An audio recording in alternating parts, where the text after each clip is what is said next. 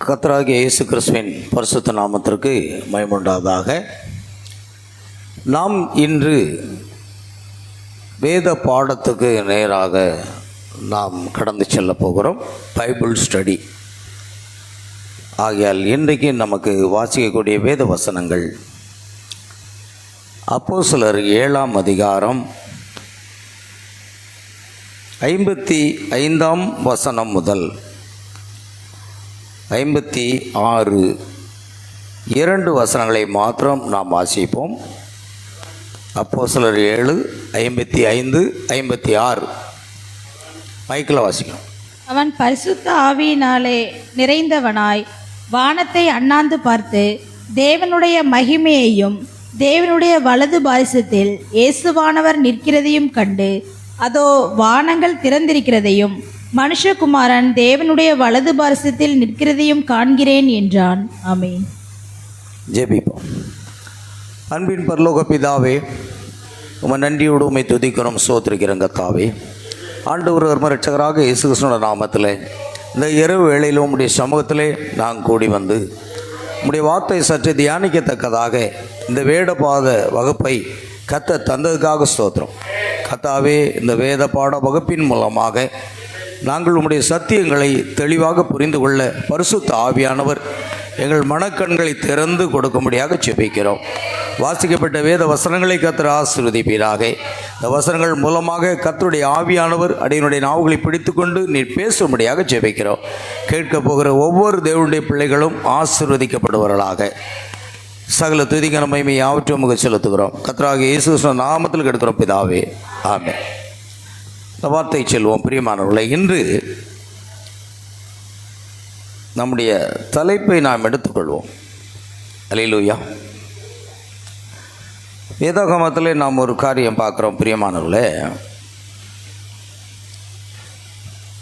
நம்முடைய தலைப்பு திரித்துவம், ட்ரினிட்டி, திரித்துவம் என்ற தலைப்பில் இந்த செய்தியை நம்ம கேட்க போகிறோம்.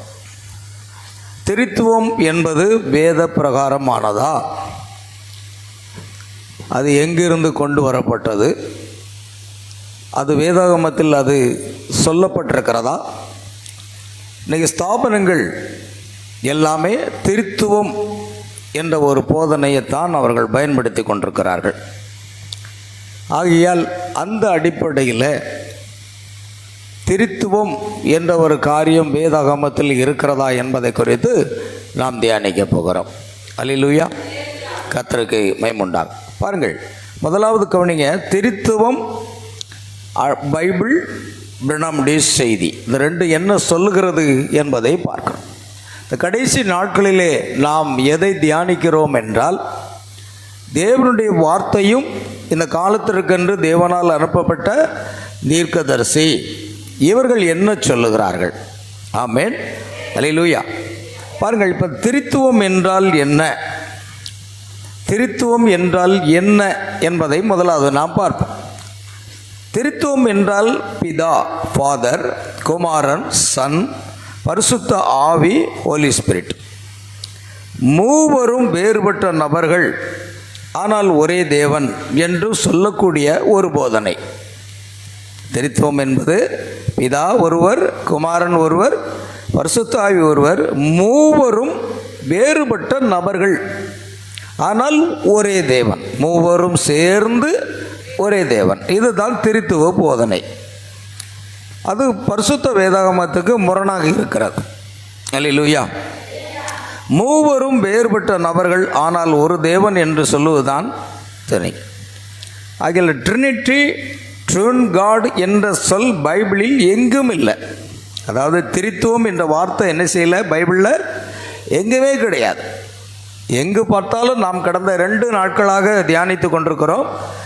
தேவன் ஒருவர், தேவன் ஒருவர். பழைய ஏற்பாடு முழுவதும் தேவன் ஒருவர், ஒருவர், ஒருவர் என்று நாம் வாசித்தோம். அதுதான் உபாகமம் 6:4 வசனத்தில், இஸ்ரவேலே கேள், நம்முடைய தேவனாகிய கர்த்தர் ஒருவரே கர்த்தர். தேவனாகிய கர்த்தர் எத்தனை பேரா? ஒருவர் தான் கர்த்தர். ஏசாயா 43:10 எனக்கு முன் ஏற்பட்ட தேவன் இல்லை, எனக்கு பின் ஏற்பட போகிற தேவன் இல்லை. அல்லேலூயா. எனக்கு முன் ஏற்பட்ட தேவனும் இல்லை, எனக்கு பின் ஏற்பட போகிற தேவனும் இல்லை என்பதாக நாம் பார்க்கிறோம். சரி, கர்த்தருக்கு ஸ்தோத்திரம். அடுத்தது கவனிங்க, 1 தீமோத்தேயு 2:5 தேவன் ஒருவரே, தேவனுக்கும் மனிதருக்கும் மத்தியஸ்தர் ஒருவரே. தேவனுக்கும் மனிதனுக்கும் இடையில் அந்த மத்தியஸ்தர் என்றால் அவர்தான் இயேசு கிறிஸ்து, அவர் ஒருவரே. இதாகிய பைபிள் ஒரே தேவன் என்று சொல்லும் பொழுது பிதா, குமாரன், பரிசுத்த ஆவி என்பதை நாம் எப்படி புரிந்து கொள்வது? பிதாவின், குமாரனின், பரிசுத்த ஆவின் நாமத்தில் ஞானஸ்நானம் கொடுங்கள். இங்கு இயேசு சொன்னார், அந்த மத்தேயு 28:19 அல்லேலூயா. இங்கு 3 நாமங்கள் இல்லை, 3 பெயர்கள் இல்லை. நல்லா கவனிக்கணும். ஒரே நாமம், ஒரே பெயர் தான் இருக்கிறது. அந்த நேம் அப்படின்னு சொன்னால் அது ஒருமை. பெயர் என்றால் என்ன? பிதா, குமாரன், பரிசுத்த ஆவியின் நாமத்திலே ஒருமையில் கொடுக்கப்பட்டது. அப்போஸ்தலர் 2:38 கர்த்தராகிய இயேசு கிறிஸ்துவின் நாமத்தில் தான் ஞானஸ்நானம் பெறுங்கள் என்பதாக அது அர்த்தம் உரைக்கிறது. அப்போஸ்தலர்கள் ஒருபோதும் ஃபாதர், சன், ஹோலி கோஸ்ட் என்று ஞானஸ்நானம் கொடுக்கவில்லை. ஏனென்றால் அவர்கள் ஒரே தேவனில் விசுவாசம் வைத்தார்கள். நாம் பார்த்தோம், கடந்த 2 வாரமாக பழைய ஏற்பாட்டின் யெகோவா தேவன் மாம்சத்தில் வெளிப்பட்ட கர்த்தராகிய இயேசு கிறிஸ்து. ஆகையால் அவர் ஒரே தேவனாக இருக்கிறார். இப்போ பிரணாமுடைய செய்தியில் அங்கே நம்ம என்ன பார்க்குறோம் அப்படின்னா, ட்ரினிட்டி என்பது மனிதரால் உருவாக்கப்பட்ட ஒரு போதனை. அது வேதாகமத்தில் கிடையாது.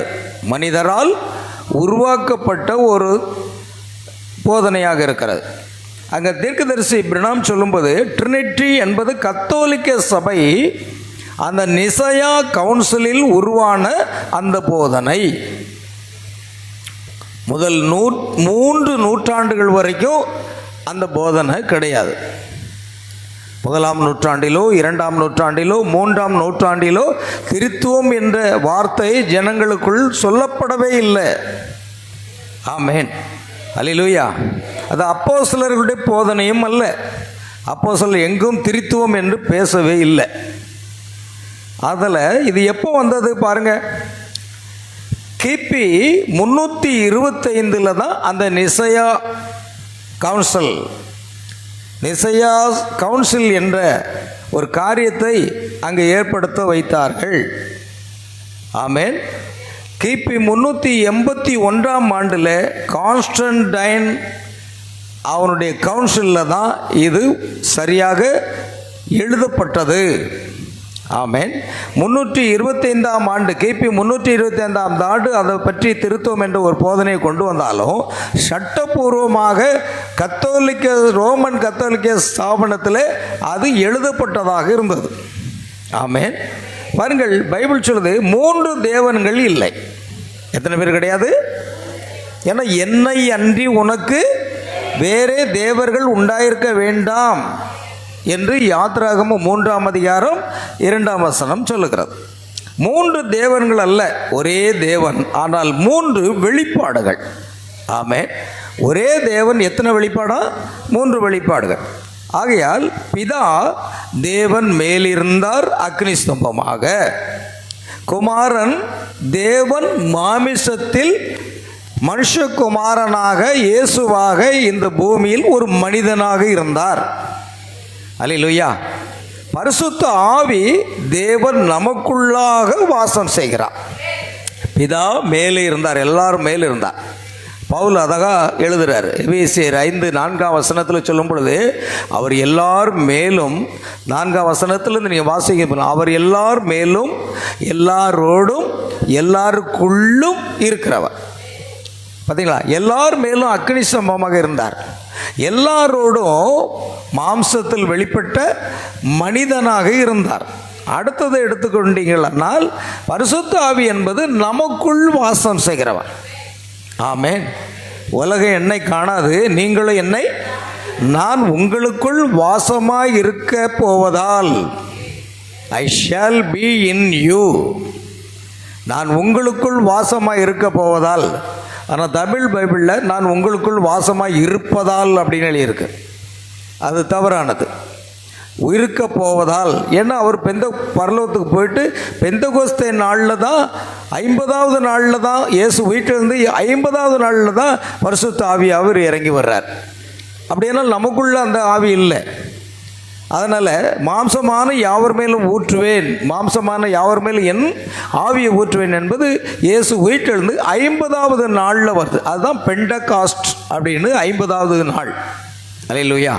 அதனால் 1 தீமோத்தேயு 3:16 வசனத்தில் தேவன் மாம்சத்திலே வெளிப்பட்டார். God manifest in flesh. அப்போ தேவன் பிதாவாக இருந்தார், குமாரனாக வந்தார், அவர் மீண்டும் என்னவாக வருகிறார்? பரிசுத்த ஆவியாக. எதற்காக வருகிறார்? நமக்குள் வாசம் செய்வதற்காக. எல்லார் மேலும் அக்கினியாக இருந்தார், எல்லாரோடும் மனிதனாக இருந்தார், எல்லாருக்குள்ளும் பரிசுத்த ஆவியாக இருக்கிறார். ஆமென். அவர் ஒரே தேவனாக இருக்கிறார். அதனால தான் இயேசு சொன்னார், யோவான் 14:9 வசனத்திலே, என்னை கண்டவன் பிதாவை கண்டான். பார்த்தீங்களா? என்னை கண்டவன் பிதாவை கண்டான். யோவான் 14:9. யோவான் 10:30 வசனம் சொல்கிறது, நானும் பிதாவும் ஒன்றாக இருக்கிறோம். I and my father are one. அல்லேலூயா. I and my father are one. நானும் பிதாவும் ஒன்றுதான். ஆங்கிலத்தில் இங்கே ஒன்றாக எழுதியிருக்கு. அல்லேலூயா. ஆனால் ஒன்றாக என்ற வார்த்தைக்கு இங்கே என்ன சொல்லியிருக்கேன்னா, அதுக்கு வித்து என்று சொல்லணும், இல்லைன்னா கேதர்னு சொல்லணும் ஆங்கிலத்தில். ஆனால் அப்படி இல்லை. I and my father are one. நானும் என் பிதாவும் ஒன்றுதான் என்று யோவான் 10:30 சொல்கிறார். பாருங்கள். ஆகையால் இயேசு பிதா முதலாவது தேவனும் இயேசு இரண்டாவது தேவனும் அல்ல. அவர் மனித ரூபத்தில் வெளிப்பட்ட அதே தேவனாக இருக்கிறார். ஆகையால் இயேசுவும் பிதாவும் குமாரனும் பரிசுத்த ஆவியும் ஒரே நபரே. அல்லேலூயா. ஜீசஸ், பாருங்க, பிரதர் பிரணாம் சொல்றாரு, Jesus is not the second person in the godhead. தேவத்துவத்தில் இயேசு இரண்டாவது நபர் அல்ல. He is the fullness of the Godhead bodily. அல்லேலூயா. அவருடைய முழுமையும், தேவனுடைய முழுமையும் எங்கே இருக்கிறது? இயேசு கிறிஸ்துக்குள்ளாக வாசம் செய்கிறது. கொலோசியர் 2:9 வசனம் நமக்கு அப்படி சொல்லுகிறது. தேவத்துவத்தின் பரிபூரணம் எல்லாம் கிறிஸ்துக்குள் வாசமாய் இருக்கிறது. கொலோசியர் 2:9 பாருங்க. தேவத்துவம், அவர் பிதா, அவர் குமாரன், அவர் பரிசுத்த ஆவி, அவர் சிருஷ்டிகர், அவர் இரட்சகர், அவர் தேற்றருவாளன், அவர் பரிந்து பேசுகிறவர், அவர் சுகமளிக்கிறவர், அவர் மரித்தோடு எழுப்புகிறார். எல்லா விதமான தேவத்துவம், தேவனுடைய தன்மைகள் முழுவதுமே சரீரப்பிரகாரமாக இயேசுக்குள் வாசம் செய்தது. ஆமென். இயேசுக்குள் வாசம் செய்ததுதான். பிதா தேவன் என்ன செய்கிறாரோ அது எல்லாம் குமாரனில் செய்கிறார். ஆமென். பிதா காண்கிறது எதுவோ அதையே குமாரனும் செய்கிறார். பார்த்தீங்களா? அல்லேலூயா. அப்போ கொலோசியர் 2:9 தேவத்துவத்தின் பரிபூரணம் எல்லாமே கிறிஸ்துக்குள்ள தான் இருக்கு. ஆமென். சரி, கவனிங்க. இப்போது பைபிள் போதனையில் திருத்துவம் என்ற போதனை, ஆனால் பைபிளில் அங்கே என்ன சொல்கிறார்? திருத்துவம் என்ற போதனை பைபிளுக்கு வெளியே 3 நபர்கள் என்று சொல்லுகிறார். ஆனால் பைபிளோ ஒரே தேவன் என்று சொல்லுகிறார். அடுத்து இட்டர்னல் பெர்சன்ஸ். பிதா நித்தியமானவர், குமாரன் நித்தியமானவர், பரிசுத்த ஆவி நித்தியமானவர். அதனால் அங்கே 3 எட்டர்னல் பெர்சன்ஸ், 3 நித்தியமானவர்கள் அப்படின்னு சொல்லி இந்த திருத்துவ போதனைகள். ஆனால் இங்கே என்ன சொல்லியிருக்கு பைபிளில்? நல்லா படிங்க, நீங்கள் நல்லா கவனிச்சிங்கன்னா இங்கே இன்று போட்டிருக்கு பாருங்க. இங்கே இது தவறானது, அங்கு பைபிள் சத்தியம் சரியானது. அப்போது 3 எட்டர்னல் பர்சன்ஸ். ஆனால் பைபிளில் என்ன சொல்ல? ஒரே நித்திய தேவன் ஒரே நித்திய தேவன் ஒன்றான மெய்த்தவனாகிய உம்மையும் நீர் அனுப்பினவராக இயேசு கிறிஸ்துவ அறிந்துதான் நித்திய ஜீவன். இப்போ ஒரே ஒரு நித்தியமானவர் என்பதை நம்ம பார்க்கலாம். அது 1 தீமோத்தேயு 6:16 கூட நாம் அதை வாசிக்க முடியும். 1 தீமோத்தேயு 6:16 ஒரு வசனம் இருக்கிறது. நான் இப்பொழுது வாசிக்கிறேன். ஒருவராய் சாவாமை உள்ளவர். ஒருவராய், எத்தனை பேருங்க? ஒருவராய் சாவாமை உள்ளவரும் சேரக்கூடாத அந்த ஒளியில் வாசம் செய்கிறவரும் மனுஷரில் ஒருவரும் கண்டீராத பாருங்க, மனுஷரில் ஒருவரும் கண்டீராதவரும் காணக்கூடாதவருமாய் இருக்கிறவர் அவருக்கே கனமும் நித்திய வல்லமையும் உண்டாயிருப்பதாக. ஆமென். பாருங்கள், வேதத்திலே 15ஆம் வசனத்தை கூட வாசிங்க. அந்த பிரசன்னமாகுதலை தேவன் தம்முடைய காலங்களில் வெளிப்படுத்துவார். அவரே நித்தியானந்தம் உள்ள. பாத்தீங்களா? அவரே இயேசுவே நித்தியானந்தமுள்ள ஏக சக்கராதிபதியும் ராஜாதி ராஜாவும் கர்த்தாதி கர்த்தாவுமாயிருக்கிறார். வெளிப்படுத்தின விசேஷத்தில் இயேசுவை குறித்து அவர் ராஜாதி ராஜா கர்த்தாதி கர்த்தா என்னும் நாமம் அவருக்கு எழுதப்பட்டிருந்தது என்று சொல்லப்பட்டிருக்கிறது. அப்போ வேதம் நித்தியானந்த தேவன், நித்தியமுள்ள தேவன் ஒருவரே. திருத்துவ போதனை என்ன அப்படின்னா, 3 பேரும் நித்தியமானவர்கள் என்று போதிக்கிறார்கள். எத்தனை பேரா? 3 பேரும் நித்தியமானவர். பிதாவும் நித்தியமானவர், குமாரன் நித்தியமானவர், பரிசுத்த ஆவியானவர். அது தவறானது. ஆனால் பைபிள் பழைய ஏற்பாடும் சரி புதிய ஏற்பாடும் சரி ஒரே தேவன் மாத்திரமே, அவர்தான் நித்தியமானவர். ஆமென். சொல்ல போனால் ஏசாயா 9:6 கொஞ்சம் வாசிப்போம். ஏசாயா 9:6. நமக்கு ஒரு பாலகன் பிறந்தார், நமக்கு ஒரு குமாரன் கொடுக்கப்பட்டார், கர்த்தத்துவம் அவர் தோளின் மேல் இருக்கும், அவர் நாமம் அதிசயமானவர், ஆலோசனை கர்த்தா, வல்லமையுள்ள தேவன், நித்திய பிதா. நித்திய பிதா யாரு? இயேசு. அந்த குமாரன் பிறந்தார், பாலகன் கொடுக்கப்பட்டார், நமக்கு பாலகன் பிறந்தார், குமாரன் கொடுக்கப்பட்டார். அவர் யாரா? நித்திய பிதா. அதனால தான் யோவான் 14:9 அங்கே பிலிப்பு கேட்குறாரு, ஆண்டவரே பிதாவை எங்களுக்கு காண்பி, அது எங்களுக்கு போதும். பிலிப்புவை, இவ்வளவு காலமாக நான் உங்களோடு கூட இருந்து என்னை அறியவில்லையா? என்னை கண்டவன் பிதாவை கண்டான். இயேசுவை கண்டால் பிதாவை காண்பது. ஏன்னா பிதாவாகிய தேவன் அவரில் வாசமாயிருக்கிறார். இயேசு தாமை சொன்னார், நான் பிதாவிலும் பிதா என்னிலும் இருக்கிறதை நீ விசுவாசிக்கிறது இல்லையா? ஆமென். கவனிங்க, எவ்வளோ அருமையான வார்த்தைகள். ஆகையால் இந்த திருத்துவ போதனைகள், ஸ்தாபன போதனைகள் எவ்வளோ தவறு என்பதை பாருங்கள். இப்போ ஃபாதர், சன், ஹோலி ஸ்பிரிட் 3 நபர்கள் என்று அவர்கள் கூறுகிறார்கள். ஆனால் கவனிக்க வேண்டும், இங்கே என்ன சொல்லியிருக்குன்னா, father son in different form, அதாவது வேறுபட்ட அந்த ஃபார்மில், அந்த ரூபத்தில் நம்ம பார்க்கலாம், வெளிப்பாடை பார்க்கலாம். ஹோலி ஸ்பிரிட் அது கிறிஸ்துவினுடைய ஆவி, ஸ்பிரிட் ஆஃப் கிரைஸ்ட், கிறிஸ்துவின் ஆவி, அதுதான் பரிசுத்த ஆவி. அடுத்தது கவனிங்க, ஒரே தேவன். பைபிள் என்ன சொல்லுது அப்படின்னா, ஒரே தேவன் தான் உண்டு. அந்த தேவன் இயேசு கிறிஸ்துவில் வெளிப்பட்டார். தேவன் மாம்சத்தில் வெளிப்பட்டார். அவர் உலகத்தில் பிரவேசிக்கும் பொழுது, எபிரேயர் 10:5 எபிரேயர் 10:5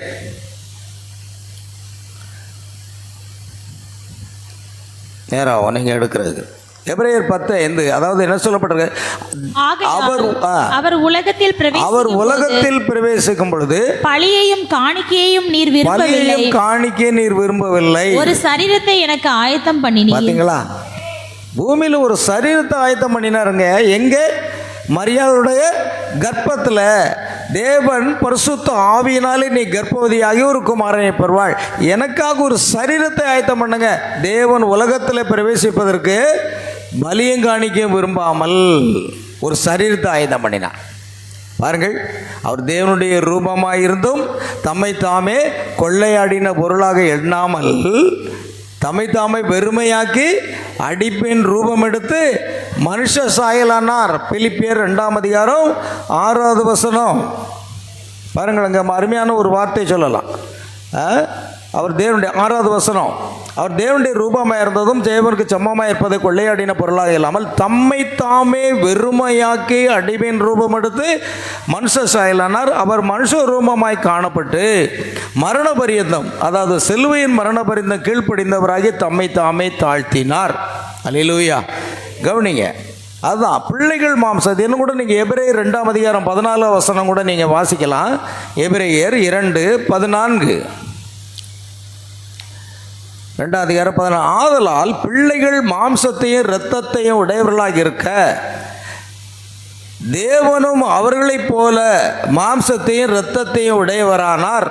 மரணத்துக்கு அதிகாரியாக பிசாசானவனை தமது மரணத்தினாலே அழிக்கும்படிக்கும் ஜீவ காலமெல்லாம் மரண பயத்தினாலே அடிமைத்தனத்திற்குள்ளானவர்கள் யாவரையும் விடுதலை பண்ணும்படிக்கு அப்படியானார். பார்த்தீங்களா? பிள்ளைகள் நாம மாம்சத்தை இரத்தத்தை உடையவராக இருக்கிறார்கள். தேவனும் நம்மை போல மாம்சத்தையும் இரத்தத்தையும் உடையவராக வந்தார். அல்லேலூயா. ஆகியால் ஒரே தேவன், அந்த தேவன் இயேசு கிறிஸ்துவில் வெளிப்பட்டார். அந்த தேவன் இன்று பரிசுத்த ஆவியாக நமக்குள் வாசம் செய்கிறார். ஆமென். அதே சிருஷ்டிகர், இந்த வானத்தையும் பூமி எல்லாவற்றையும் சிருஷ்டித்தாரே, அந்த தேவ ஆவியானவர் தான் நமக்குள் வாசம் செய்கிறார். அல்லேலூயா. பாருங்கள், அந்த உண்மையை புரிஞ்சுக்கிடுங்க. அவர் நமக்குள்ள வாசம் செய்தால் உங்களால் கூடாத காரியம் ஒன்றுமில்லாது என்று சொல்லுகிறேன் அப்படிங்கிறார். ஆனால் அந்த தேவனை நம்ம வெளியே கொண்டு வரணும். நம்ம மாம்சத்தில் இருந்தோம், மாம்சத்தினுடைய கிரிகளில் நாம் இருப்போமானால் பிரியமானவர்களே, நாம் அவரை நமக்குள்ளிருந்து வெளியே கொண்டு வர முடியாது. நாம் முற்றிலும் நம்முடைய மாம்ச கிரிகளை தேவனுடைய ஆவியினாலும் அழிக்க வேண்டும் என்று ரோமரில் எழுதியிருக்கு. அப்படி நாம் எந்த ஒரு காரியம் இல்லாதபடி முழுமையாக நம்மை தேவனுக்கு ஒப்புக் கொடுக்கும்போது தேவன் நம்மிலிருந்து வெளிப்படுவார். தேவன் நம்மிலிருந்து அற்புதங்களை செய்வார்.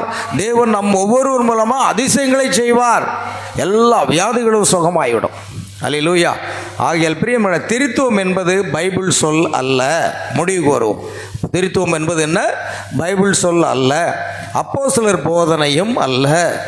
அடுத்தது, அது நிசையா கவுன்சிலில் உருவானது. அது ரோமன் கத்தோலிக்க உபதேசம். அதைத்தான் இன்றைய ஸ்தாபனங்கள் பின்பற்றுகிறது. திருத்துவம் என்ற வார்த்தையை முத கொண்டு வந்தது யாரு? அந்த ரோமாபுரியின் சபை தான் கொண்டு வந்தது. சரி, அடுத்தபடி கவனிங்க. அடுத்து எடுத்துருவோம். தேவத்துவத்தை பற்றி பார்ப்போம். திருத்துவம் என்பது பைபிளில் இல்லை. இப்போ தேவத்துவம் என்ற ஒரு வார்த்தை பைபிளில் இருக்கு. ஆமென். பார்த்தீங்களா? திருத்துவம் என்பது என்ன இல்லை, பைபிளில் இல்லை. அது தவறான ஒரு போதனை. அது மனுஷன் ஏற்றப்பட்ட ஒரு போதனை. அது பைபிளில் கிடையாது. ஆனால் பைபிளில் என்ன இருக்குதுன்னா, தேவத்துவம் என்ற வார்த்தை, அதாவது காட் ஹெட் என்ற தேவத்துவம் என்ற ஒரு வார்த்தை இருக்கிறது. முதலாவது, தேவத்துவம் என்பது என்ன? தேவன் யார், அவர் எப்படி வெளிப்படுகிறார், அவர் எத்தனை பேர் என்பதை குறிக்கும் பைபிள் உண்மை. அது என்ன? பைபிளில் தேவத்துவம் என்ற சொல் அது காடட். ஆமென். 3 இடங்களில் மட்டும்தான் வருகிறது. தேவத்துவம் என்ற வார்த்தை பைபிளில் எத்தனை இடத்துல வருது? 3 இடங்களில். முதலாவது ரோமர் 1:20. ரோமர் 1:20.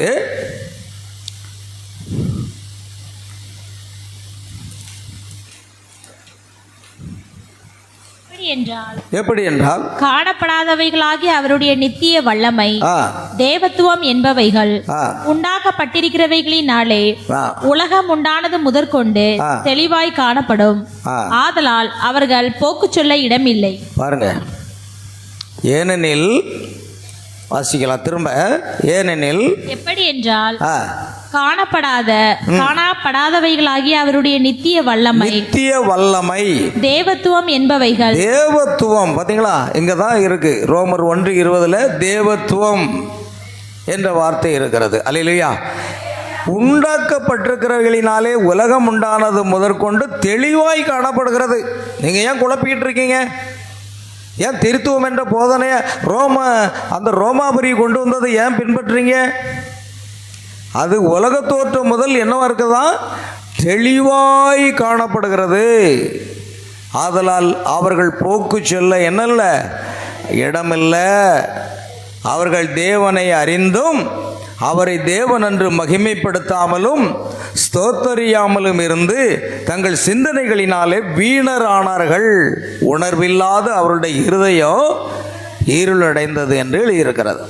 அப்போ தேவத்துவம் ரோமர் 1:20. நாம திருத்துவம்னு சொல்லக்கூடாது, ஆனால் என்ன சொல்லலாம்? தேவத்துவம் என்று சொல்லலாம். இரண்டாவது பாருங்க, தேவன் ஒருவர் அவர் சிருஷ்டியின் மூலமாக தன்னை வெளிப்படுத்தினார். அப்போஸ்தலர் 17:29 நீங்கள் பார்க்கும் பொழுது, அப்போஸ்தலர் தேவனுடைய சந்ததியாராய் இருக்க மனுஷருடைய சித்திரை வேலையினாலும் யுக்தியினாலும் உருவாக்கின பொன் வெள்ளி கல் இவைகளுக்கு தெய்வம் ஒப்பாய் இருக்கும் என்று நாம் நினைக்கலாகாது. அறியாமையுள்ள காலங்களை தேவன் காணாதவர் போல் இருந்தார். பாருங்க, அறியாமையுள்ள காலங்களை தேவன் காணாதவர்கள் போல் இருந்தார். இப்பொழுதோ மனம் திரும்ப வேண்டும் என்று எங்கும் உள்ள மனுஷர் எல்லாருக்கும் கட்டளையிடுகிறார். போதும். அந்த 29 பாருங்க, நாம் தேவனுடைய சந்ததியாய் இருக்க மனுஷனுடைய சித்திர வேலையினால் யுக்தியினால் உருவாக்கின பொன்னு வெள்ளி கல் இவைகளுக்கு தெய்வம் ஒப்பாக இருக்கும் என்று நாம் நினைக்கக்கூடாது. ஆமென். அது மனிதன் சித்திர வேலையில் பண்ணியிருக்கிறான். கொல்லன் செய்கிறான் கடவுளை. ஆமென். மனிதன் செய்கிறான். ஆமென். ஆனால் தேவனோ மனிதனை சிருஷ்டித்தார். இந்த சத்தியம் புரியாததான் இன்றைக்கி கல் பொன்னு வெள்ளி கல்லை கொண்டு அவர்கள் அந்த வழிபாடை செய்து கொண்டிருக்கிறார்கள். அல்லேலூயா, ஆமென். கவனிங்க, நாம் தேவத்துவத்தை தங்கம் வெள்ளி கல்லுடன் ஒப்பிடக்கூடாது. தேவத்துவம் ஒரு ரூபம் அல்ல, அது ஒரு ஆவியாக இருக்கிறது. கொலோசியர் 2:9 நாம் ஏற்கனவே வாசித்தோம். தேவத்துவத்தின் பரிபூரணம் எல்லாமே கிறிஸ்துக்குள் மாம்சமாக அவருக்குள் வாசமாக இருக்கிறது. எல்லாம் அவருக்குள்ள தான் இருக்கு. அவர் சிருஷ்டிகர், இயேசு கிறிஸ்து சிருஷ்டிகர், அவர் இரட்சகர். ஆமென். அவர் மீட்பர், அவர் கன்மலை, அவர் நித்திய பிதா, அவர் சமாதான பிரபு. ஆமென். எல்லாமே அவர் தான். தேவத்துவத்தின் பரிபூரணம் எல்லாமே அவருக்குள்ள இருக்கிறது. ஆகையால் தேவத்துவம் முழுவதும் இயேசுக்குள் இருக்கிறது, ஒரு பகுதி அல்ல. ஆமென். இயேசு மாம்சமான யாவர் மேலும் தன் ஆவியை பிட்டு ஊற்றினார். ஆனால் இயேசுக்குள் ஆவி எப்படி இருந்ததா? பரிபூரணமாக இருந்தது என்று வேதம் சொல்லுகிறது. தேவனுக்குள் இயேசு கிறிஸ்துக்குள் தேவனுடைய ஆவி எப்படி இருந்ததா? பரிபூரணமாக இருந்தது. சகோதரன் பிரணாமுக்குள்ள அல்ல, உங்களுக்குள்ள அல்ல, எனக்குள்ள அல்ல, எந்த ஊழியக்காரனும் அல்ல. அவர் அப்போஸ்தலராக இருக்கலாம், தீர்க்கதரிசியாக இருக்கலாம், சுவிசேஷகராக இருக்கலாம், மேய்ப்பராக இருக்கலாம். ஆனால் இயேசு கிறிஸ்துக்குள்ள மட்டும்தான் தேவ ஆவி பரிபூரணமாக இருந்தது. மற்ற அனைவருமே ஒரு பாகத்தை பெற்றிருந்தார்கள். தீர்க்கதரிசிகள் அனைவரும் கூட ஒரு பாகத்தையே பெற்றிருந்தார்கள். அல்லேலூயா, கர்த்தருக்கு மகிமை உண்டாகட்டும். ஆகையால் இந்த முடிவுக்கு வருவோம். தேவத்துவம் அல்லது திரித்துவம், இந்த ரெண்டுலையும் வந்தீங்கன்னா, திரித்துவம் என்பது என்ன போதிக்குது? 3 நபர்கள் என்று போதிக்கிறது. ஆனால் பைபிள் என்ன சொல்கிறது? தேவத்துவம் என்பது ஒரே தேவன் என்று சொல்லுகிறது. ஆமென். Father, son, holy spirit. பார்த்தீங்களா? ஃபாதர், சன், ஹோலி ஸ்பிரிட் தனித்தனியாக தனித்தனி நபர்கள், ஆனால் 3 ஒன்றாக இருக்கிறார்கள். இது என்னாச்சு? எப்படி ஒன்றாக இருக்கக்கூடாது? நான் வேறு, என் மனைவி வேறு, என் மகள் வேறு. நாங்கள் 3 ஒன்றாக இருக்கன்னா ஒரு பெஞ்சில் ஒன்றாக உட்காரலாம். அது 3 பர்சன் சொல்லலாம். என்னை கண்டவன் என் மனைவியை காண முடியாது. அல்லேலூயா. என்னை கண்டவன் என் மனைவியை காண முடியாது. ஆனால் இயேசு சொன்னார், என்னை கண்டவன் பிதாவை கண்டான். அல்லேலூயா. என்னை கண்டவன் யாரை கண்டான்? பிதாவை கண்டான். சரி, கவனிங்க. அப்போது இது தனித்தனி நபர்கள் என்பது தான் திரித்துவ போதகம். சரி, இப்பொழுது பிதா, குமாரன், பரிசுத்த ஆவி ஒரே தேவன், 3 வெளிப்பாடுகள். ரெண்டாவது இயேசு திருத்துவத்தில் 2வது நபராம். முதல் நபர் பிதா, 2வது நபர் குமாரன், 3வது நபர் யார்? பரிசுத்த ஆவி. ஆனால் இங்கு இயேசு கிறிஸ்து 2வது நபர் அப்படி சொல்கிறாங்க. ஆனால் பைபிள் சொல்லுது அதில் தேவத்துவத்தின் எல்லா பரிபூரணமும் அவருக்குள்ளே தான் இருக்கும்போது அவர் எப்படி 2வது நபராக இருக்க முடியும்? அல்லேலூயா. சரி, கவனிங்க. ஆகையால் ட்ரினிட்டி என்ற சொல், அதாவது திருத்துவம் என்ற சொல் எங்கே இல்லை? பைபிளில் இல்லை. காட்யட் என்ற சொல்லில் பைபிளில் இருக்கிறது. அதாவது தேவத்துவம் என்ற சொல் பைபிளில் இருக்குது. ஆமென். சரி, இப்போ பாருங்கள், பிரணாமுடைய செய்தியில் தேவத்துவத்தை பற்றி அவர் சொல்கிறார். ஒரே தேவன் தான், ஆனால் 3 வித வெளிப்பாடுகள். அல்லேலூயா. ஒரே தேவன், 3 வித வெளிப்பாடுகள். God is not 3 persons. தீர்க்கதரிசி பிரணாம் சொல்றாரு, தேவன் 3 நபர்கள் அல்ல. God is 1 person with 3 offices. அதாவது தேவன் ஒரு நபர் தான், ஆனால் 3 வித உத்தியோகங்கள் அல்லது 3 விதமான செயல்பாடுகள். பார்த்தீங்களா? God is 1 person with 3 offices. ஒரே தேவன் பிதாவாக, குமாரனாக, பரிசுத்த ஆவியாக செயல்படுகிறார். அதுதான் உண்மை. ஆமென். பிதா மேலிருந்து, குமாரன் மாம்சத்தில், பரிசுத்த ஆவி நமக்குள்ளாக. சரி, இது 3 தேவன்கள் அல்ல, ஒரே தேவன் தான். ஆனால் 3 விதமான வேலைகள். அவர் சிருஷ்டிகராக, இவர் இரட்சகராக, அவர் பரிந்து பேசுகிறார். 3 விதமான செயல்பாடுகள், 3 offices. அது தவறான ஒரு போதனை இருக்கு. ஆகையால் இயேசுவே தேவத்துவத்தின் மையமாக இருக்கிறார், பரிபூரணமாக இருக்கிறார். யோவான் 14:9 என்னை கண்டவன் பிதாவை கண்டான். யோவான் 10:30 நானும் பிதாவும் ஒருவராக இருக்கிறோம். ஆமென். 1 தீமோத்தேயு 3:16 தேவன் மாம்சத்தில் வெளிப்பட்டார். அடுத்து இயேசு பிதாவின் பிரதிநிதி அல்ல, தேவனின் ஒரு பகுதி அல்ல, தேவனே மாம்சத்தில் வெளிப்பட்டவர். அதனால் நாம் என்ன விசுவாசிக்கிறோம்? பழைய ஏற்பாட்டின் யெகோவா தேவன் தான், புதிய ஏற்பாட்டில் மாம்சத்தில் வெளிப்பட்ட கர்த்தராக இயேசு கிறிஸ்து. அல்லேலூயா. கவனிங்க. ஆக தேவத்துவத்தினுடைய எளிய உதாரணத்தை ஒன்றை நம்ம சொல்லலாம். தேவத்துவத்தை விளக்கக்கூடிய ஒரு உதாரணம் என்றால், நாம் பார்க்கிறோம், நமக்கு வெளிச்சம் தருகிறது தேவன் சிருஷ்டித்த ஒரு சூரியன் இருக்கிறது. தேவன் சிருஷ்டித்த அந்த சூரியனிலிருந்து என்ன வருகிறது என்றால் வெளிச்சம் வருகிறது. அடுத்து என்ன வருகிறது? வெப்பம் வருகிறது. ஆமென். பாருங்கள், சூரியன் ஒன்று தான், ஆனால் அங்கிருந்து நமக்கு வெளிச்சம் வருகிறது, வெப்பம் வருகிறது. பார்த்தீங்களா? ஒளி கதிர்கள் வருகிறது. சூரியனுடைய 3 வித செயல்பாடுகளைத்தான் நாம் பார்க்கிறோம். 3ம் வேறு வேறு அல்ல. வெப்பம் வேறு, ஒளி வேறு. ஆமென். அப்படி நாம் பிரிக்க முடியாது. அல்லேலூயா. 3ம் வேறு வேறு அல்ல, ஒரே ஒரு சூரியன் தான் உண்டு. சூரியன் உதிக்கும் பொழுது அது நமக்கு வெப்பத்தை கொடுக்கிறது. அல்லேலூயா.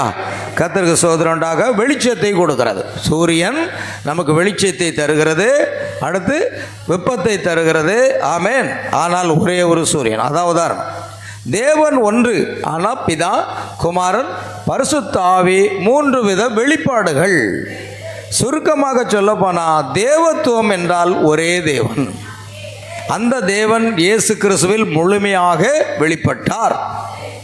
இன்று பரிசுத்த ஆவியாக நமக்குள் வாசம் செய்கிறார். 3 நித்திய நபர்கள். பைபிள் போதனை அல்ல. திருத்துவம் என்பதும் பைபிள் போதனை அல்ல.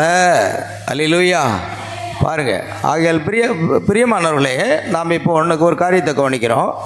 தேவத்துவம் அந்த பைபிள் விளக்கத்தை தான் நாம் பார்த்தோம். ரோமர் 1:20, கொலோசியர் 2:9, 1 தீமோத்தேயு 3:16.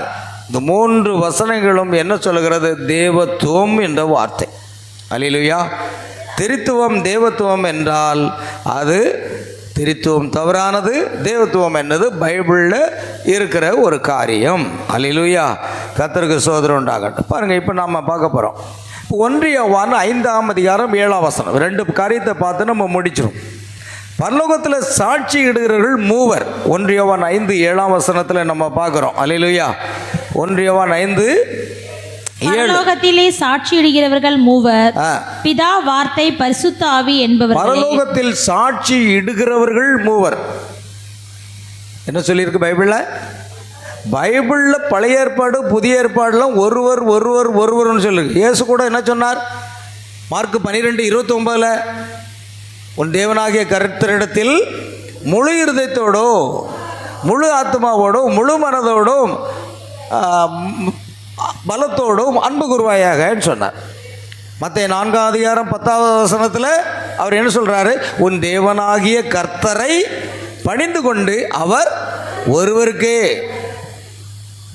பாருங்க, அது மார்க் 12:29 இயேசு சொல்லுகிறார், இஸ்ரவேலை கேள், நம்முடைய தேவனாகிய கர்த்தர் ஒருவரே கர்த்தர். அது உபாகம் 6:4 சொன்ன அதே வசனத்தை இயேசு சொல்கிறார். அப்போ பழைய ஏற்பாட்டிலையும் ஒரே தேவன், புதிய ஏற்பாட்டிலையும் ஒரே தேவன், அதே வார்த்தை தான் அவர் சொல்கிறார்.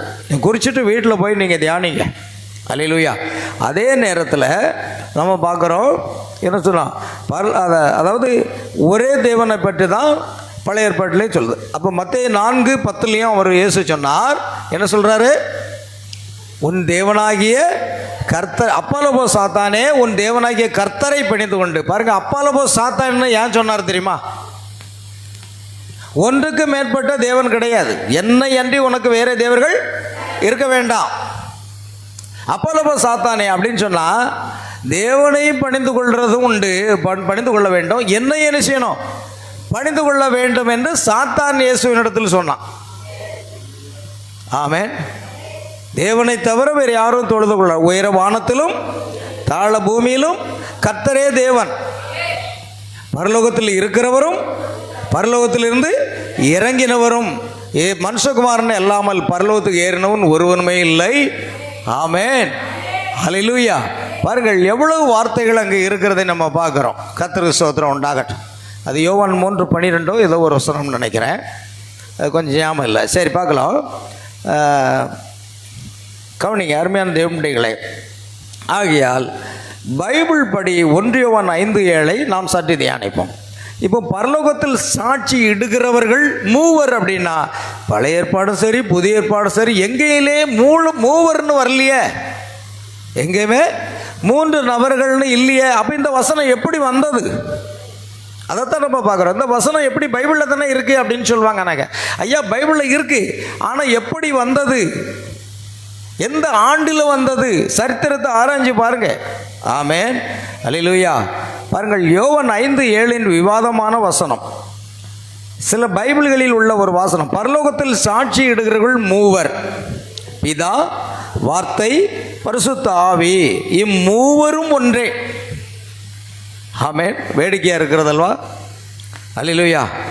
இதையே காமா ஜோகனையும் என்று அழைக்கிறார்கள். சரி, இந்த வசனம் ஆரம்ப பைபிளில் இல்லை. கவனிச்சிங்களா?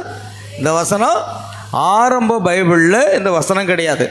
நீங்கள் பார்த்தீங்கன்னா அது தமிழில் அடைப்பு குறிப்பில் போட்டிருக்கா, தமிழில் எப்படி போட்டிருக்கோம் அப்படி தானே. 1 யோவான் 5:7 எல்லோரும் எடுத்துட்டிங்களா?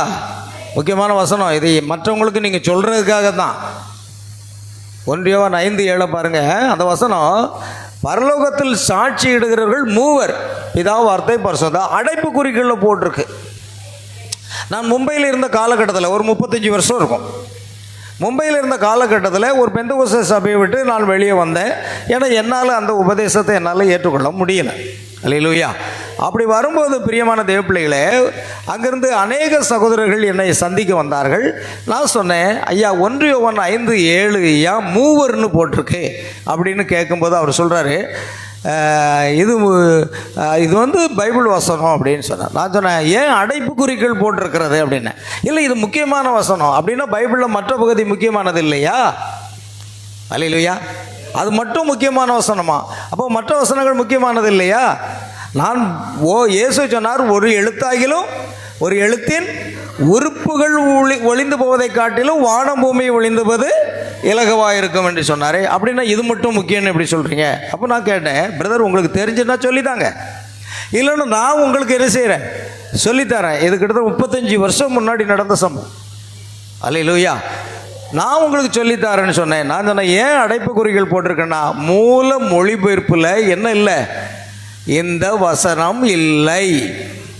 ஆமென். அல்லேலூயா. பாருங்க, பழைய கிரேக்க கையெழுத்து பிரதிகளில் அது இல்லை அப்படின்னு சரித்திர பிரகாரமாக அங்கே வருது. கர்த்தருக்கு ஸ்தோத்திரம் உண்டாகணும். ஆகையால் பிரியமானவர்களே, அப்போஸ்தலர் காலத்துக்கு நெருக்கமான எந்த பிரதியிலும் பரலோகத்தில் மூவர் என்ற வார்த்தை இல்லை. புரியுதா? அப்போஸ்தலர்களுடைய காலம் கிபி 300 வருடங்களுக்கு பிற்பாடு, அதுக்கப்புறம் தான் அது வந்தது. அது வரைக்கும் என்ன இல்லை? மூவர் என்ற பரலோகத்தில் சாட்சியிடுகிற மூவர் என்ற வார்த்தை மூலம் மொழிபெயர்ப்பராக எபிரேய கிரேக்கு மொழிபெயர்ப்பில் அந்த வசனமே இல்லை. எல்லாரும் இந்த வசனத்தை பிடிச்சிக்கிட்டு ரொம்ப சொல்கிறாங்க. ஏங்க, அது எப்போ வந்தது? பைபிள் முழுவதும் பழைய ஏற்பாடும் புதிய ஏற்பாடும் தேவன் ஒருவர்னு சொல்லும்போது இது மட்டும் எப்படி வந்தது? அல்லேலூயா. ஆமென். இது எப்படி வந்தது பாருங்க. அப்போ உண்மையாகவே 1 யோவான் 5:7-8 அது அசல் கிரேக்க அர்த்தம் என்ன அப்படின்னா, சாட்சியிடுகிற மூவர், ஆவி, தண்ணீர், இரத்தம், இம்மூன்றும் ஒன்றாக இருக்கின்றன. ஆமென். மூவர் என்கிற வார்த்தை மிக தவறான ஒரு பதம். அது கவனிங்க. பிதா இல்லை, குமாரன் இல்லை, பரிசுத்த ஆவி மட்டும்தான் இருக்கு. பரிசுத்த ஆவியானவர் ஆதியிலே தேவ ஆவியானவர் ஜலத்தின் மேல் அசைபாடி கொண்டதான். அந்த ஆவியானவர் தான் குமாரனில் வெளிப்பட்டார். இப்பொழுது பெந்தகோஸ்தே நாளில் பரிசுத்த ஆவி இருக்கிறார். தேவனின் 3 வித செயல்பாடுகள், அவ்வளோதான். ஆகையால் இது எப்போது எப்படி சேர்க்கப்பட்டது? வரலாறு என்ன சொல்கிறது? கிபி 4-5ஆம் நூற்றாண்டுகளில் லத்தீன் கத்தோலிக்க பிரதிகளில், ஆமென், பாருங்க, திருத்துவத்தை ஆதரிக்க மார்ஜின் நோட் ஆக எழுதப்பட்டது. ஆமென். பின்னர் அது எழுத்துப்பூர்வமாக சேர்க்கப்பட்டது. கிட்டத்தட்ட குறிப்பாக கிங் ஜேம்ஸ் வெர்ஷன் என்ற பைபிளில் தான் இந்த லத்தீன் வால்கேட் மிக அதிக நம்பிக்கை வைத்தது. அதனால் KJV, king James version, James அரசனின் மொழிபெயர்ப்பு. இப்போ நம்ம கையில் என்ன இருக்குது? இது என்ன பைபிளுங்க? ஜேம்ஸ் அரசனுடைய மொழிபெயர்ப்பு. நிறைய பைபிள் மொழிபெயர்ப்பு நிறைய இருக்குது. ஆனால் இதை திருத்துவத்தை பின்பற்றக்கூடிய அந்த ராஜா கிங் ஜேம்ஸ் வெர்ஷன், அந்த ஜேம்ஸ் அரசனுடைய மொழிபெயர்ப்பை தான் இன்றைக்கி பைபிள் சொசைட்டி ஆஃப் இந்தியா என்று சொல்லி பெங்களூரில் தான் இந்த பைபிள் என்ன செய்யப்படுகிறது? பிரிண்ட் பண்ணப்படுகிறது. அதே போல் உலகத்தில் கொரியா என்ற இடத்துல பிரிண்ட் பண்ணப்படுகிறது. இப்படி பல இடங்களில். ஆனால் இதே லெட்டர்ஸ் தான், இதே வெர்ஷன், இந்த வெர்ஷன் மாற்றம் இல்லை. இதுதான் மக்கள் மத்தியில் இருக்கிறது. ஆமென். எல்லா கிறிஸ்தவ ஜனங்கள் மத்தியில் இருக்கிறது. ஆனால் பாருங்கள், இது பைபிளில் அப்பொழுது கிடையாது. எத்தனை மொழிபெயர்ப்பு இருக்குன்னு பாருங்கள். NIV, ESV, NASB, NRSV, RSV, TNIV, Scofield, இப்படி அநேக பைபிள் வெர்ஷன் இருக்குது. 1-2 இல்லை. NIV, new International version. அப்புறம் ESV, அதுவும் ஒரு வெர்ஷன். அப்படி 1-2 இருக்குது. எனக்கு விளக்கம் அதை கரெக்டாக புரியல. ஆனால் அதெல்லாம் அப்ரிவேஷனில் கொடுக்கப்பட்டது, சுருக்கமாக கொடுக்கப்பட்டிருக்கு. எல்லா வெர்ஷன், எத்தனையோ மொழிபெயர்ப்பு இருக்குங்க பைபிள். ஆனால் நம்ம கையில் என்னது அதிகமாக கிடச்சிருக்கு? இந்த ஜேம்ஸ் அரசனுடைய மொழிபெயர்ப்பு இருக்கிறதுனால தான் திருத்துவத்தில் மக்கள் ஊன்றி போய்விட்டார்கள். ஆமென். பாருங்க, the verse is not found in the earliest manuscript. கடந்த காலங்களில் இந்த பார்த்தீங்கன்னா இந்த வெர்ஷன், இந்த வார்த்தை அங்கு காணப்படவில்லை. இட் இஸ் நாட் ஃபவுண்டு, காணப்படவில்லை. ஆனால் பிரதர் பிரணாம், இப்போ நான் உங்களுக்கு ஒரு காரியத்தை சொல்லியிருந்தேன். கிங் ஜேம்ஸ் வெர்ஷன் பைபிள் நான் என் கையில் வச்சுருக்கேன். இதுதான் என்னதுங்க? மன்னிக்கும் நியூ இன்டர்நேஷ்னல் வெர்ஷன். பார்த்தீங்களா? ஹோலி பைபிள் என்ன போட்டிருக்கு? Holy Bible New International Version. அதான் ஃபஸ்ட்டில் NIV. இந்த பைபிளும் என்கிட்ட இருக்குது. இதில் பார்த்தீங்கன்னா 1 யோவான் 5:7 நான் இப்போ இது வாசிக்கிறேன். அது தமிழில் இல்லை, ஆங்கிலத்தில் தான் எழுதியிருக்கு. 1 யோவான் 5:7. சரி பாருங்கள். 6:7. ஃபார் தேர் ஆர் 3, அதை பற்றி தான் எழுதியிருக்கு, நல்லா கவனிக்கணும். There is the one who came by water and blood, Jesus Christ. He did not come by water, அவர் ஜலத்தினால் மட்டுமல்ல, but the water and blood, எதனாலும் வந்தார், இரத்தத்தினாலும் வந்தார். And it is the Spirit who testifies, அவர்கள் அது சாட்சி கொடுக்கிறது. Because the Spirit is the truth, அது சத்தியமாக இருக்கிறது. For there are 3 that testify, இது இந்த 3 சாட்சி கொடுக்கிறது. அடுத்தது the spirit, the water and the blood, அதாவது ஆவி, ஜலம், இரத்தம். And the 3 are in agreement, அது என்னவாக இருக்கிறது, சாட்சியாக அங்கு காணப்படுகிறது. We accept man's testimony, but God's testimony is greater, because it is the testimony of God which he has given about his Son. Anyone who believes in the Son of God has this testimony in his heart. அல்லேலூயா. பாருங்க, இப்படியே நீங்கள் வந்துட்டீங்கன்னா அந்த 7வது வசனத்தை அங்கே காணும். நான் 10க்கு போயிட்டேன். இப்போ பார்த்தீங்கன்னா 8. For there are 3 that testify. இங்கே 7வது வசனத்தில் என்ன இருக்குன்னா, ஃபார் தேர் ஆர் 3, அதாவது 3ம் சாட்சி கொடுக்கிறது அப்படின்னு எழுதியிருக்கு. அது அடுத்தது 8வது வசனத்துக்கு போயிட்டு. அப்போ இந்த நியூ இன்டர்நேஷ்னல் வெர்ஷன், புதிய மொழிபெயர்ப்பு என்ன இல்லை, இந்த 1 யோவான் 5:7 இந்த பைபிள்லே இல்லைங்க. நான் அதுக்கு ஆதாரம் வச்சுருக்கிறேன், யார் வேணாலும் நீங்கள் பார்க்கலாம். ஆமேன். அப்போ இந்த ஜேம்ஸ் அரசனின் மொழிபெயர்ப்பு மட்டும்தான் இருக்குன்னு இன்றைக்கி எல்லார் கையிலையும் கொடுத்துட்டாங்க. ஏன்னா திருத்துவத்தை நிரூபிக்கணுமே. ஆனால் எத்தனையோ மொழிபெயர்ப்பு இருக்குது, அதெல்லாம் எங்கே போடுறது? அப்போ இதில் இல்லை, அந்த வசனமே இல்லை. சரிங்க, வேற ஒன்றுங்க. நாங்கள் ஒரு ஹிந்தி பைபிள் வச்சுருக்காங்க. நம்ம நேராகிட்டு கடைசி ஒரு பாயிண்ட் சொல்லணும். இது ஹிந்தி பைபிளுங்க. இந்த ஹிந்தி பைபிளில் நயாக்காரார் அப்படின்னா புதிய ஏற்பாடு. இந்த புதிய ஏற்பாட்டில் நான் ஒரு வசனத்தை வாசிக்கிறேன். இப்போ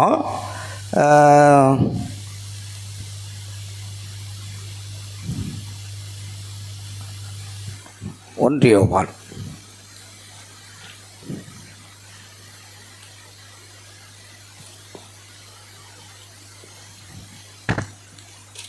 பாருங்கள். நான் இப்போ இதை சொல்லிடுறேன், எடுத்து வைத்திருக்க வேண்டும்.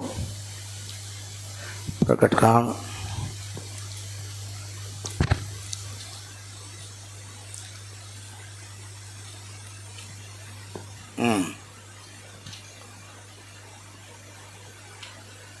யோவான் எத்தனை இருக்குது? 1 யோவான், 2 யோவான், 3 யோவான். இப்போது நாம் இதில் பார்க்குறோம் 1 யோவானுடைய 5:7 ஹிந்தியில் நான் வாசிக்க போகிறேன். அல்லேலூயா. யூஹன்னா கா புஸ்தக், அதில் பார்த்தீங்கன்னா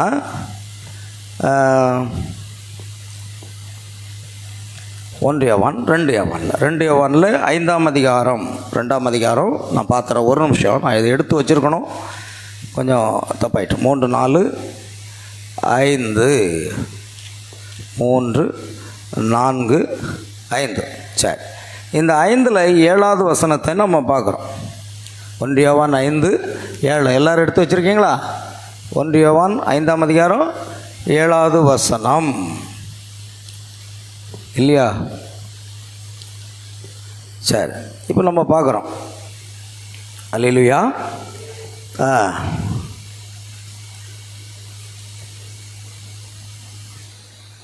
ஒரு வசனம், முக்கியமான ஒரு வசனம்.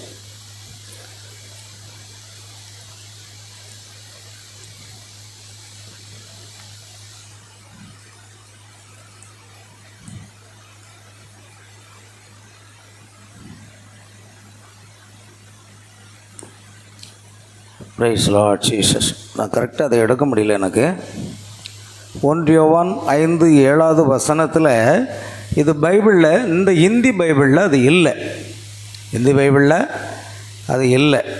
பாருங்கள், 1 யோவான் 5:7.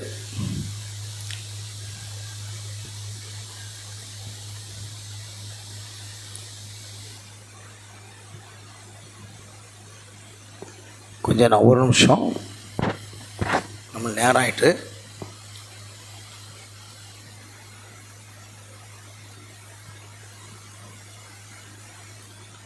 அதை உங்களுக்கு சரியாக நான் எடுக்க முடியல கரெக்டாக, ஏன்னா அது வருஷ பிரகாரமாக இல்லை. ஒரு நிமிஷம். 5-6-7 இதுதான் நினைக்கிறேன்.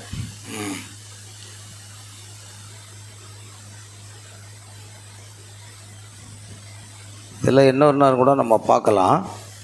அது புதிய எழுத்தாக இருக்கு இல்லையா, கண்டுபிடிக்க கொஞ்சம் கஷ்டமாக இருக்குது. எகுராக்கா புஸ்தக் அதில் தான் திஸ்ரா பிரஷ் 5:7 அந்த வசனத்தில் நீங்கள் பார்த்தீங்கன்னா, அது முற்றிலுமாக 1 யோவான் 5:7 அந்த வசனம் இல்லவே இல்லை. ஆமேன். அந்த வசனமே அதில் இல்லை. இந்தி பைபிளை நீங்கள் எடுத்தீங்கன்னா அந்த வசனமே இல்லை. அது எனக்கு சரியாக எடுக்கிறதுக்கும் இல்லை, நேரம் ஆகுது. நீங்கள் முடிஞ்சுன்னா ஹிந்தி பைபிள் இருந்ததுன்னா நீங்கள் போட்டு காமிக்க, இல்லைன்னா அடுத்த பைபிள் ஸ்டடியில் நான் அதை எடுத்து காமிக்க. ஏன்னா அது கரெக்டாக என்னால் கண்டுபிடிக்க முடியல.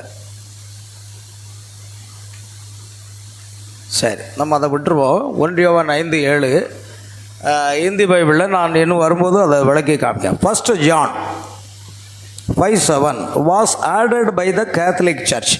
It is not inspired scripture. இது உண்மையான தேவனுடைய வார்த்தை இல்லை, இது கத்தோலிக்க சர்ச்சு தான் என்ன செய்ச்சு இதை இடையில சொல்கிறது. There is no scripture in the Bible that says there are 3 persons in heaven. Bible ரொம்ப தெளிவாக சொல்லுகிறது, பரலோகத்தில் எத்தனை பேர் தான்? 3 பேர் இருக்கிறார்கள் என்று சொல்லவே இல்லை. பரலோகத்தில் சாட்சியிடுவர்கள் 3. பரலோகத்திலே 3 இருக்காங்களா? பிதா ஒருத்தர், குமாரன் ஒருத்தர், பரிசுத்த ஆவியார். அது பைபிளில் இல்லை. 1 யோவான் 5:7 சேர்க்கப்பட்டது. பரலோகத்திலே 3 பேர் இருக்கிறான்னா என்ன அர்த்தம்? பிதாவும் இருக்கிறார். பாருங்க, அந்த வசனம் அப்படி தான் இருக்கான். பரலோகத்தில் சாட்சி இடுகிறவர்கள் 3, பூமியில் இல்லை, பரலோகத்திலே 3 பேர் இருக்கிறாங்க அப்படிங்கிறாங்க. ஆமேன். பாருங்க, அப்போஸ்தலருடைய போதனையும் கிடையாது, அது இடையில சேர்க்கப்பட்டது. பைபிள் முழுவதும் உள்ள சாட்சியெல்லாம் நம்ம ஏற்கனவே பார்த்துட்டோம். அது உபாகமம் 6:4, ஏசாயா 44:6, யோவான் 10:30, கொலோசியர் 2:9 எல்லாம் பார்த்துட்டோம். ஆகையால் 1 யோவான் 5:7 இதில் நான் இந்த பைபிளில் மாத்திரம் நான் ஒரு காரியத்தை எங்கள் அடிக்குறிப்பில் சொல்கிறேன். நியூ இன்டர்நேஷனல் வெர்ஷன் புஸ்தகத்தில் அடிக்குறிப்பில் நான் எங்கே என்ன சொல்கிறேன்னா, late manuscript of the Vulgate testly in heaven, the Father, the Word and the Holy Spirit, and 3 are 1, and there are 3 that testify on earth. அப்புறம் அங்கே எழுதியிருக்கு, not found in any Greek manuscript before the 16th century. 16வது நூற்றாண்டு வரைக்கும் எந்த கிரேக்க மொழிபெயர்ப்பில் இல்லை. கிரேக்க மூல மொழிபெயர்ப்பில் 16வது நூற்றாண்டு வரைக்கும் அது இல்லையா. பார்த்தீங்களா, 16ஆம் நூற்றாண்டு வரைக்கும் அது காணப்படவில்லை. அதில் பார்த்தீங்கன்னா இட் இஸ் இன்சர்டட், அது இடையில் செருகப்பட்டது. அதுக்கு தான் பிராக்கெட் போட்டு வச்சுருக்கு, புரியுதா, அடைப்புக்குறிகள் போட்டு வச்சுருக்கு. அது இடையில தான் வந்துச்சு. ஆனால் கத்தோலிக்க ஸ்தாபனம் கிபி 325 ஆரம்பித்து அங்கேருந்தே அவங்க திருத்துவத்தை அவங்க புத்தகத்தில் கொண்டு வந்தாங்க. ஆனால் காலகாலமாக இது பைபிளில் சட்டபூர்வமாக சேர்க்கப்பட்டது எப்போன்னா 16வது நூற்றாண்டுக்கு வரைக்கும் அது காணப்படலை. கிட்டத்தட்ட ஒரு 400-500 வருஷம் தாங்க. 400-500 வருஷத்தில் தான் இந்த திருத்துவம். ஏன்னா கிபி 1500 வரைக்கும் கத்தோலிக்க போதனை தான் இருந்தது. ஆமேன். கிபி அப்போஸ்தலர் காலத்துக்கு பிற்பாடு 1500 காண்டம். நீங்கள் அந்த காலத்தை பாருங்கள், ஃபஸ்ட்டில் அது எத்தனை ஆண்டு காலமாக இருந்ததுன்னு அந்த ஃபோட்டோவை பார்க்கணும். சும்மா பார்க்கக்கூடாது, அங்கே என்ன எழுதியிருக்கு, எந்த வருஷம் எழுதியிருக்குலாம் மனசில் கொண்டு வரணும். அது ஒரு பைபிள் ஸ்டடி, அதுக்கு தான் அதை வச்சுருக்கோம். அந்த ஃபோட்டோவை பார்த்து கும்பிட்றதுக்கு வைக்கலை. அதில் என்ன எழுதியிருக்கு? 7 சபகாலத்தவர்கள் எப்பொழுது தோன்றினார்கள், 7 சபைன்னா என்ன, அதெல்லாம் அங்கே எழுதியிருக்கு. அல்லேலூயா. சரி, அடுத்த கடைசி நாம் ஒரு காரியத்துக்கு போகிறோம். இப்போ பார்க்கலாம். இப்போது நம்ம அப்போஸ்தலர் கடைசி பாகம் வருவோம். நம்ம ஸ்தேவான் குறிப்பிட்ட அந்த வசனம் 7 அப்போஸ்தலர் 7:55 7:55 ஒரு பாயிண்ட் சொல்லுவோம். அப்போஸ்தலர் 7:55-56 ஸ்தேவான் பரிசுத்தாவில் நிரம்பி வானத்தை அண்ணாந்து பார்த்து தேவனுடைய மகிமையையும் தேவனுடைய வலது பாரிசத்தில் இயேசுவானவர் நிற்கிறதையும் கண்டு, அதோ வானங்கள் திறந்திருக்கிறதையும் மனுஷகுமாரன் தேவனுடைய வலது பாரிசத்தில் நிற்கிறதையும் காண்கிறேன். பாத்தீங்களா? இதோ பரலோகங்கள் திறந்த தேவனுடைய வலது பாரிசத்தில் இயேசு நிற்கிறதையும் கண்டேன். இதோ பரலோகங்கள் திறந்திருக்கவும் மனுஷகுமாரன் தேவனுடைய வலது பாரிசத்தில் நிற்கிறதை என்ன செய்கிறேன்? காண்கிறேன். இந்த வசனத்தை வைத்து சிலர் இதோ தேவன் இயேசு தனி நபர், தேவன் தனிநபர், இயேசு தனிநபர், இருவர் என்று கூறுகிறார்கள். பார்த்தீங்களா? அதில் அழகாக போட்டிருப்பாங்க, தனித்தனி நபர்னு சொல்லுவாங்க. ஆனால் அது தேவத்துவம் புரியாமல் வாசிப்பது. தேவனுடைய மகிமை என்றால் என்ன? யாத்திராகமம் 33:18 முதல் 20 வசனங்களை நீங்கள் வீட்டில் போய் வாசிங்க. என் மகிமை கண்டு என்னை கண்டு ஒருவனும் உயிரோடு இருக்கும். என் மகிமை கடந்து போகும், அவ்வளோதான். என் மகிமை யாரும் பார்க்க முடியாது, தேவனையும் முகத்தை பார்க்க முடியாது, கண்டு ஒருவரும் உயிரோடு இருக்க முடியாது. அப்படி இந்த மகிமை என்ற வார்த்தைக்கு யோவான் 4:24 தேவன் ஆவியாக இருக்கிறார். அப்போ பாருங்கள், காணக்கூடிய ஒளி, அவருடைய பிரசன்னம், அவருடைய செக்கினா, இதையெல்லாம் அந்த மகிமை என்று சொல்லப்பட்டிருக்கிறது. அது ஒரு நபர் அல்ல, அது தேவனின் வெளிப்பாடு. ஆமென். இப்போ வலது பாரிசம் என்றால் என்ன? வலது இடது உட்காரும் இடம் என்று அவங்க சொல்லுதாங்க. ஆண்டவரே, உங்களுடைய ராஜ்யத்தில் வரும்போது ஒருவர் இடது பாகமோ ஒரு வலது பாகம் உட்காரல அருள் புரியும்னு சொல்லி வேண்டுங்க. அது பிதாவுடைய ஆதீனத்தில் தான் இருக்கிறது, நீங்கள் அதை குறித்து பேச வேண்டாம்னு சொல்லிட்டார். அல்லேலூயா. அப்போ அது உட்காரும் இடம் அப்படின்னு இவங்க சொல்கிறாங்க. ஆனால் பைபிள் அர்த்தம் அப்படி அல்ல. சங்கீதம் 110:1 கர்த்தர் என் ஆண்டவருடைய சொன்னார், நீர் என் வலது பாரிசத்தில் உட்காரும் என்று சொன்ன அந்த வார்த்தை. அல்லேலூயா. ஆனால் மத்தேயு 26:64 மனுஷகுமாரன் வலது பாரிசத்தின் அதிகாரத்தில் வருவார். ஆமென். அப்போ வலது பாரிசம் என்பது அதிகாரம், வல்லமை, மேகம், ஆட்சி எல்லாவற்றையும் குறிக்கிறது தான் போஷம் என்ற ஆங்கில வார்த்தை. ஆங்கிலத்தில் பார்க்கும்போது BOSOM, போஷம். ஏன் ரைட்டு ஹேண்டுன்னு போடலை? ஆங்கிலத்தில் போஷம் என்ற வார்த்தை தான் பயன்படுத்தப்படுகிறது. அப்போ அதன் அர்த்தம் என்ன? தேவனுடைய மகிமை பார்க்குறாங்க. அதில் யார் இருக்கிறா? இயேசுவானவர் ஒரு உருவமாக தெரிகிறார், ஒரு தனிநபராக தெரிகிறார். 2 நாற்காலிகள் கிடையாது. பரலோகத்தில் ஒரே ஒரு சிங்காசனம் தான் வைக்கப்பட்டிருக்கிறது. அது வெளிப்படுத்தல் 4ஆம் அதிகாரத்தில். அதில் எத்தனை பேர் வீற்றிருந்தார்? ஒருவர் வீற்றிருந்தார். பரலோகத்தில் ஒரே ஒரு சிங்காசனம். யோவான் தன்னுடைய ஆவிக்குரிய கண்ணை திறந்து பரலோகத்தை பார்க்குறான். பார்க்கும்போது என்ன இருக்குது? பரலோகத்தில் ஒரு சிங்காசனம் வைக்கப்பட்டது, அதில் ஒருவர் வீற்றிருந்தார். வீற்றிருந்தவர் பதுமாராகத்துக்கும் வச்சரக்கல்லுக்கும் ஒப்பாக இருந்தார். ஆமென். 3 பேர் இல்லை பரலோகத்தில். யோவான் அப்போஸ்தலன் வெளிப்படுத்தல் 4ஆம் அதிகாரத்தில் பரலோகத்துக்கு காட்சியை பார்க்கும்போது ஆமென், ஒருவர் தான் வீற்றிருந்தார்னு சொல்லிருக்கு. இவங்க 3 பேர் இருந்தாங்களாம். பைபிள் ஒருவர் தான் இருந்தார்னு சொல்லும்போது 3 பேர் எப்படி இருப்பாங்க? அதுவும் தவறான போதம். பாருங்க, அந்த இயேசுவை ஆராதிப்பதற்கு பதிலாக சாத்தானை ஆராதிக்க கொண்டு வந்தான். அப்போ சாத்தானுடைய போதகத்தை இயேசு என்ன சொன்னார்னா, அப்பளவோ சாத்தானே, உன் தேவனாகிய கர்த்தரை பணிந்து கொண்டு அவர் ஒருவருக்கு. அப்போ ஒன்றுக்கு மேற்பட்ட தேவன் உண்டு என்றால் அது என்னவாகத்தான் இருக்கிறது? சாத்தானாகத்தான் இருக்கிறது. நான் சொல்வதுக்கு அந்த கடினம்தான். ஆனால் தீர்க்கதரிசி பிரணாம் சொல்கிறாரு, அந்த பிதா குமாரன் பரிசுத்தாவி மூவர் என்று சொல்லுகிற அந்த உபதேசம் சாத்தானால் வந்தது அப்படிங்கிறார். அது பிசாசனுடைய போதகங்கிறார். அதே மாதிரி பிதா குமாரன் பரிசுத்த நாமத்தில் ஞானஸ்தானம் கொடுக்கறதும் எதனால் வந்தது? பிசாசனுடைய போதகம் அப்படின்னு தெளிவாக சொல்கிறார். அநேகருக்கு அது கஷ்டமாக இருக்கலாம் பிரியமானவர்களே, ஆனால் அதுதான் சத்தியம். சத்தியத்தை நான் சொன்னதுனால நான் சத்துருவானேனோ என்று சொல்லப்பட்டிருக்கு. கடைசியாக நான் முடிக்க போகிறோம். ஆகையால் இயேசு நிற்கிறார் என்று சொல்லப்படுற பிதாவானவர், அதாவது இயேசு வலது பாசத்தில் நிற்கிறார். அந்த போசம் தேவனுடைய மகிமைக்குள் நிற்கிறார். அல்லேலூயா. பாருங்க, பவுல் சவுலாக இருந்த பொழுது தமஸ்குக்கு போகிறார். அப்போ திடீரென்று வானத்தில் என்ன உண்டாயிற்று? ஒரு பெரிய பிரகாசமான ஒளி உண்டாயிற்று. அங்கிருந்து ஒரு சத்தம் கேட்குது, சவுலே சவுலே ஏன் என்னை துன்பப்படுத்துகிறாய்? ஆண்டு கர்த்தாவே நீர் யார்? நீ துன்பப்படுத்துகிற இயேசு நானே. அந்த மகத்தான வெளிச்சத்துக்குள்ள இயேசு இருந்தார். மகத்தான வெளிச்சத்துக்குள்ள யார் இருந்தாருங்க? இயேசு இருந்தார். அப்போ அதுதான் தேவனுடைய மகிமைக்குள் இயேசு இருக்கிறார். ஸ்தேவான் பார்க்குறாரு, சவுல் பவுலாக இருக்கிற சவுல் பார்க்குறாரு. ஆமென். அடுத்து யோவான் பார்க்குறாரு. எல்லாமே எத்தனை பேர் தான் பார்த்தாங்க? எல்லாம் ஒருவர் தான் பார்க்குறாங்க. அப்போ நீங்கள் எப்படி 3 பேர்னு பார்த்தீங்கன்னு நான் கேட்குறேன். அது ஒரு பிசாசின் வஞ்சனையான போதகம் தேவ பிள்ளைகளே. அல்லேலூயா. ஆகையால் இயேசு உட்கார்ந்தார் என்று சொல்லப்படுது. சரி, அதெல்லாம் நம்ம விட்டுருவோம். ஸ்தேவான் தான் முதல் ஒரு இரத்த சாட்சி. ஆகையால் ஸ்தேவான் தரிசனம் காண்கிறார், தேவன் தம்மை வெளிப்படுத்துகிறார். அதுதான் தேவன் மாம்சத்தில் வெளிப்பட்டார். சரி, போதும், நாம் இதோட நிறுத்திக் கொள்ளலாம். கர்த்தர் தாமே அவர்களை பாருங்க.